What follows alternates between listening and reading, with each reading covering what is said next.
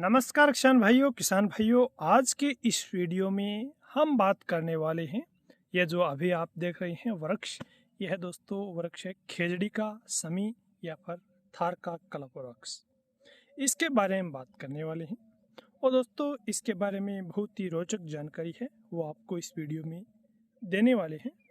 तो दोस्तों सबसे पहले आप देखिए, ये खेजड़ी का वृक्ष है और इसके नीचे ये बाजरे की फसल है।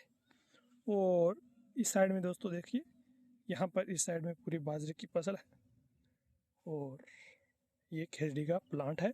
और इस साइड में भी दोस्तों आप देखिए, तो दोस्तों आपको एक फर्क है वो साफ दिखाई दे रहा होगा कि जो ये खेजड़ी के नीचे का क्षेत्र है, इसके अंदर बाजरे की फसल है वो काफ़ी बड़ी और हष्ट-पुष्ट है, वो आपको दिखाई दे रही होगी। और जैसे ही आप इसके साइड में देखते हैं तो बाजरे की फसल है वो इतनी अच्छी आपको नहीं दिखाई दे रही होगी। ये आप देख सकते हैं इसके दोनों साइड में। और इस साइड में भी दोस्तों आप देखिए, ये यहाँ पर खेजड़ी है और खेजड़ी के नीचे बाजरे की फसल आप देखिए कैसी है।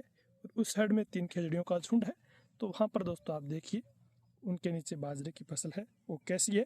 और उसके साइड का क्षेत्र है वो आप देखिए, वहाँ पर फसलें हैं वो कैसी है।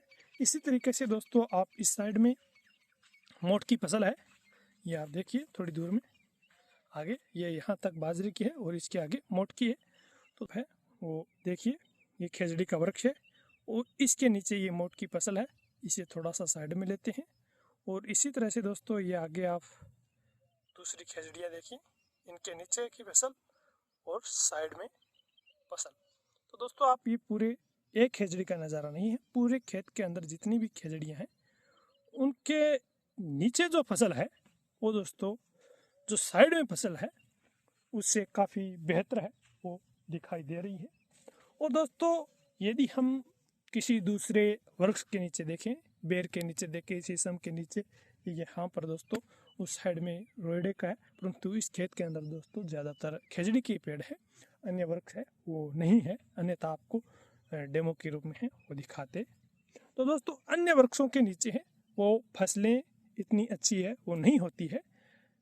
अन्य वृक्षों के नीचे दोस्तों इसके उल्ट होता है, यानी साइड में है वो फसलें अच्छी होगी और वृक्षों के नीचे हैं वो फसलें हैं वो थोड़ी कमज़ोर आपको देखने को मिलेगी, या फिर जैसी साइड में है वैसी ही नीचे आपको देखने को मिलेगी। परंतु दोस्तों खेजड़ी के अंदर ये अंतर है वो क्यों आ जाता है कि इसके नीचे है वो फसल अच्छी होती है और साइड में है वो फसल इतनी ज़्यादा अच्छी है वो नहीं होती है। तो दोस्तों इसके पीछे खेजड़ी की है वो कई रहस्य छुपे हुए हैं, जो दोस्तों किसान भाइयों को आमतौर पर पता है वो नहीं होते हैं।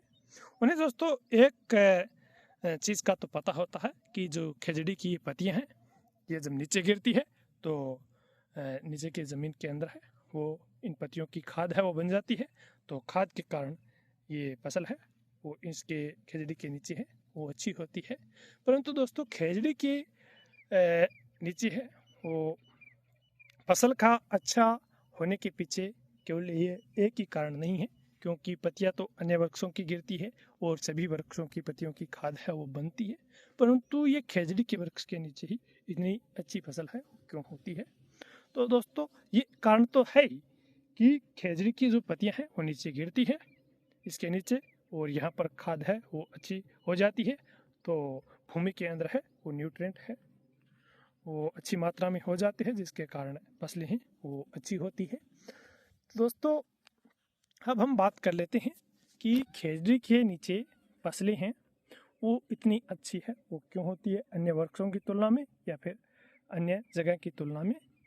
तो दोस्तों इसका एक मुख्य कारण तो यही हो गया कि ये पत्तियां हैं वो नीचे गिरती है और इसकी खाद बन जाती है, और इसकी पत्तियों के अंदर है वो दोस्तों हाईएस्ट प्रोटीन की मात्रा है वो पाई जाती है, जिसके कारण दोस्तों ये जब पत्तियां नीचे गिरती है तो प्रोटीन के अंदर नाइट्रोजन होता है, और नाइट्रोजन दोस्तों जो फसलों को मिलता है तो फसलें वो काफ़ी अच्छी बढ़वार है वो करती है, और अन्य पोषक तत्व भी बहुत है वो अच्छी मात्रा में पाए जाते हैं।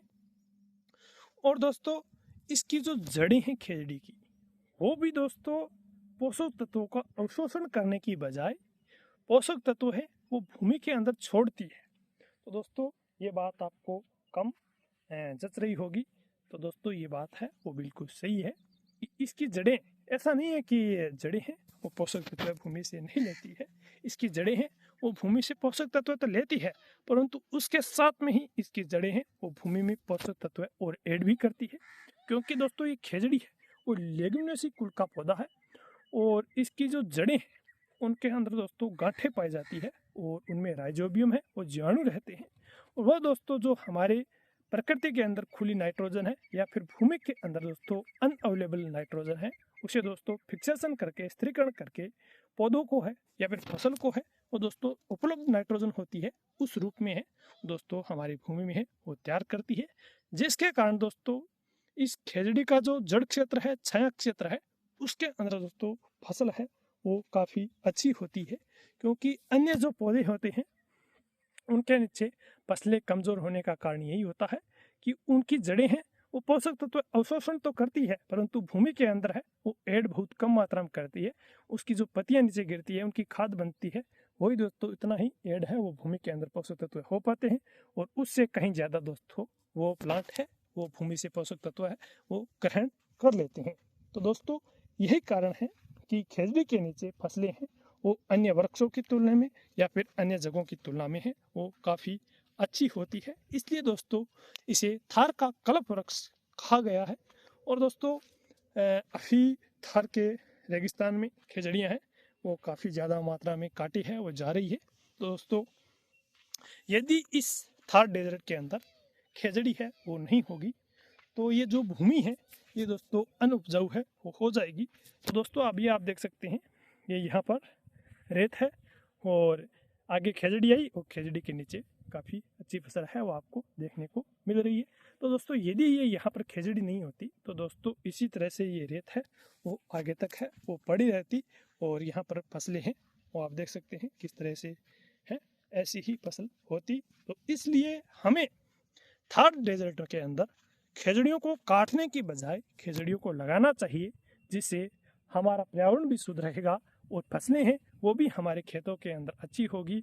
और दोस्तों ये आपको देख रहा है खेजड़ी का पेड़ काफ़ी बड़ा पेड़ है, इसकी पत्तियां हैं वो दोस्तों काफ़ी पौष्टिक होती हैं, जो पशुओं के चारे के रूप में भी दोस्तों काम में है वो ली जा सकती हैं। इसकी लकड़ियां हैं वो भी दोस्तों जलाने के काम में ली जा सकती है। तो इसलिए ये बहुत ही उपयोगी एक वृक्ष है। और इसकी जो फलियां लगती है उन्हें सांगरी कहते हैं, वो भी दोस्तों काफ़ी अच्छी पौष्टिक होती है। और उनकी सब्जी है वो दोस्तों भारत में ही नहीं, राजस्थान में ही नहीं, पूरे विश्व में है और दोस्तों बहुत प्रसिद्ध है। तो इसलिए खेजड़ी को काटने की बजाय हमें इस थार के रेगिस्तान में है वो ज़्यादा से ज़्यादा लगानी चाहिए, ताकि ये भूमि है वो बंजर ना हो और फसलें हैं वो अच्छी हो।